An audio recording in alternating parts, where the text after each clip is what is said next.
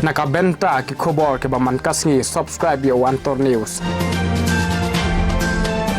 Kublai pi baroh kini gilong ki khubor ba mentagasngi uba Vincent H Pala President ke MPCC ula pentip baka parti kan pynieng kyrtong na baroh hendrup hautli ki constituency ha ka MLA election MLA arhajar arpulai ha ka arpkhandai terik menta ubnai kin sa pentip pat ba ya ki kyrteng jong ki kyrtong na ki south hendriu tli ki constituency ha bakran hakilat pathai khubor ha Congress Bhavan uba Pala badeiru MP ke jilla Lok Sabha ula ong baka Congress kladep ban penkre ya ki jingdon kam baroh na benta banya khon ye ka MLA election house nem arajar arpulai ki BCC ki lapha ki kerteng shaki DCC bad ki DCC ki lapha shaka MPCC kan long ka sin ka banding kong hapo ka MPCC ba ya ki kerteng ban pha shaka AICC on pente pat ba bad ye ka ne ka MPCC kan ni shong ha ka arkhondai trek khat arhajar arpu shaban pha shaka AICC ba kan pen bna ye ki kertong jong ka par lo ong ba ka MPCC kala thong ye uba PNC ban tho ya ki jingni Shan Persha ia kani ka Sarkar MDE kabalaya lam da ka NPP ban kran shaki pat ba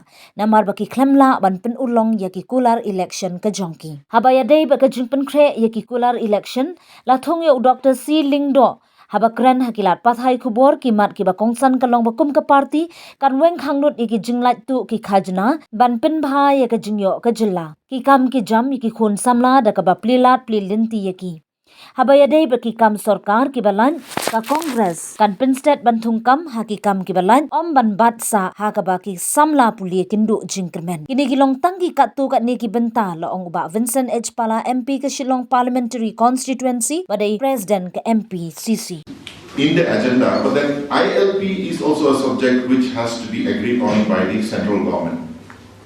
If ILP can be issued by the government of Meghalaya, I think the Congress government would have done it much earlier. So, sincerely, we will look into it. In fact, the previous government has passed a resolution in the assembly. Even the present government has passed a resolution, but till now we have not been able to convince the central government. Delay in filling up vacant posts in the government. In the recent past, we have seen how the youths who have participated in the written test, physical test for the enrollment in the police department, till now nothing has happened. So the Congress party will take care that these things will be done in record time, in a short time. All the vacant posts that are lying, we will fill up. Then the issue of women empowerment. We have seen so many schemes that have been doled out by the present government. Too late and too little.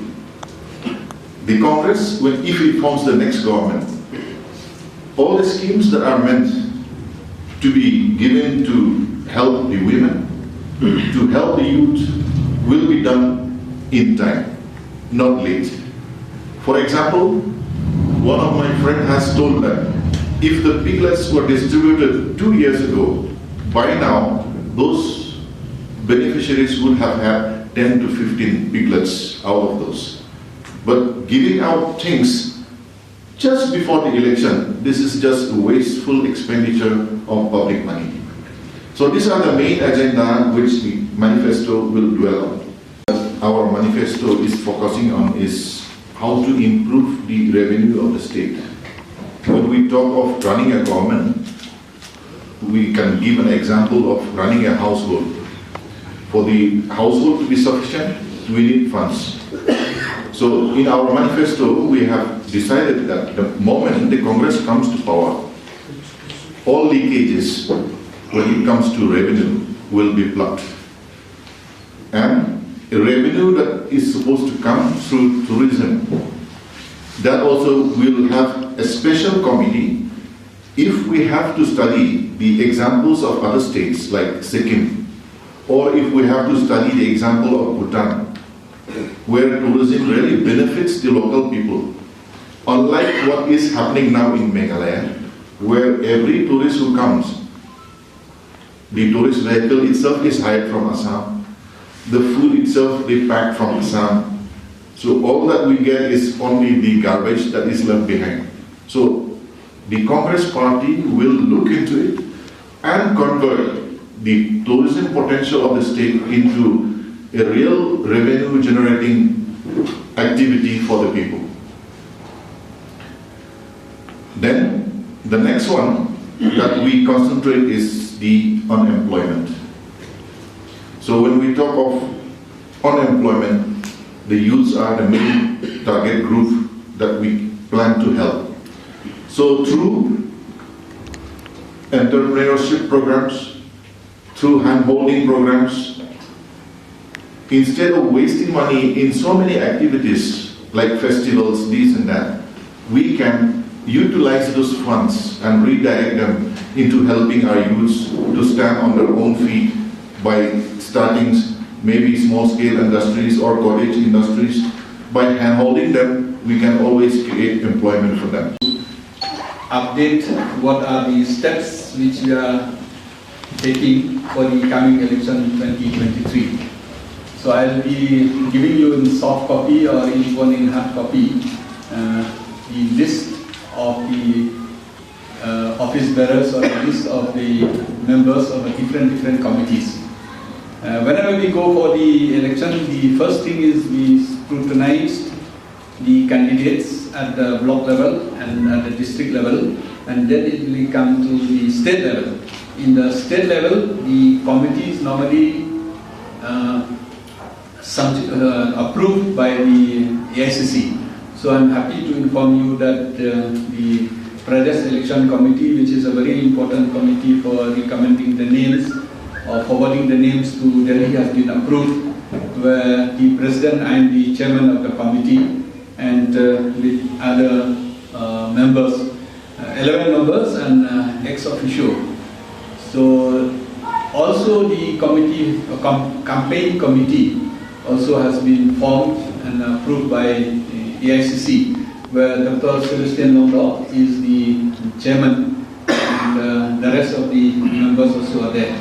We also have a research and monitoring committee which we do to look into all the issues and problems, where Panchayat is the chairman and Sanjay is the secretary. So we have formed different committees for the election. So I'll be giving you the names. And also we have formed a roadmap, a manifesto. We have completed the manifesto, but the manifesto normally will be releasing by the ICC. So we have done the draft under the chairmanship of Dr. Celestine Londo.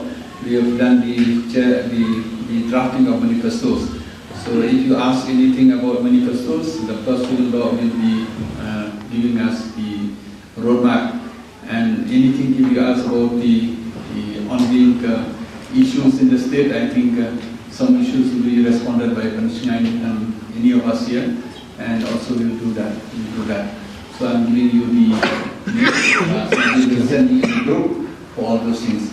So I'm happy to inform you that we are all equipped, ready for the elections, but as usual, I think we need more and more blessings even from our friends like you and all. Whenever we go for a meeting, whenever we go for a campaign, you'll be happy if you can coordinate with us so that whatever we do and whatever we speak will be highlighted.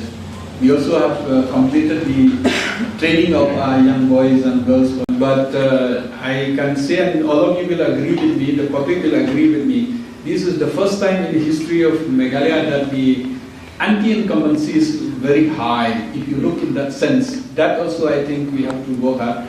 Like I always say with our workers, when we are not going to win the election based on the failures of the government, but we are going to win the election based on our hard work, based on the team which are building, and based also on the truth that will come out.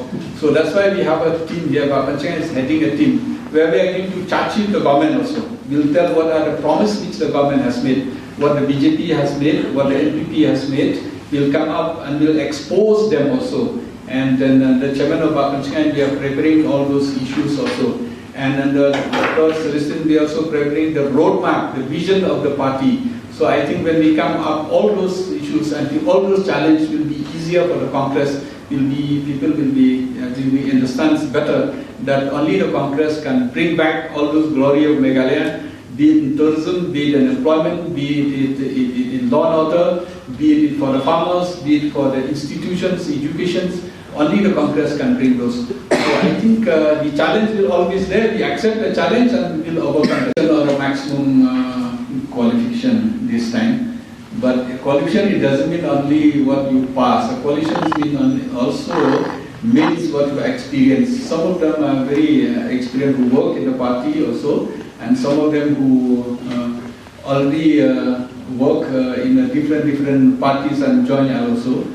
So I think we don't set a minimum qualification or a maximum, but definitely it's the first time if you see that the candidate will have the IITians who have been teaching in IIT. The first time we will have also 4 or 5 of our candidates who have done MBA in finance, MBA in HR and others.